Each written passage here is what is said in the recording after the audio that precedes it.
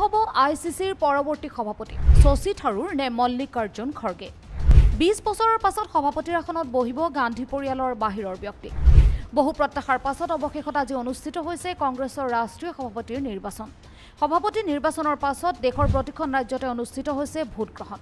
ইয়াৰ লগে লগে 20 বছৰৰ মূৰত গান্ধী পৰিয়ালৰ বাহিৰৰ ব্যক্তি কংগ্ৰেছৰ ৰাষ্ট্ৰীয় সভাপতি হিচাপে নিৰ্বাচিত হোৱাৰ পথ প্ৰশস্ত হ'ল অৱশ্যে গান্ধী পৰিয়ালৰ অনুগত্য হিচাপে সভাপতি নিৰ্বাচনৰ দৌৰত অৱতীৰ্ণ হৈছে মল্লিকাৰ্জুন খৰ্গে উল্লেখ্য যে 2019 চনত কংগ্ৰেছ ক্ৰমাগত দ্বিতীয়বাৰৰ বাবে নিৰ্বাচনত পৰাজয়ৰ পিছত ৰাহুল গান্ধীয়ে শীৰ্ষ পদৰ পৰা পদত্যাগ কৰাৰ 3 বছৰৰ পাছত নিৰ্বাচন অনুষ্ঠিত কৰা হৈছে বৰ্তমান দলৰ ভাৰত জোড়ো যাত্ৰাৰ নেতৃত্ব দিয়া 52 বছৰীয়া ৰাহুলে পুনৰ সভাপতি হ'বলৈ অস্বীকাৰ কৰি আহিছে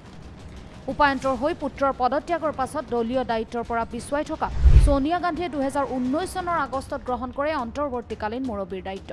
শেহতীয়াকৈ কংগ্ৰেছে বিধানসভা নিৰ্বাচনত ধাৰাবাহিকভাৱে পৰাজয়ৰ সন্মুখীন হোৱাৰ পাছত গ্ৰুপ অফ 27 নামেৰে নামাংকন কৰা একাংশ নেতাই সাংগঠনিক সালসলনিৰ দাবী জনাইছিল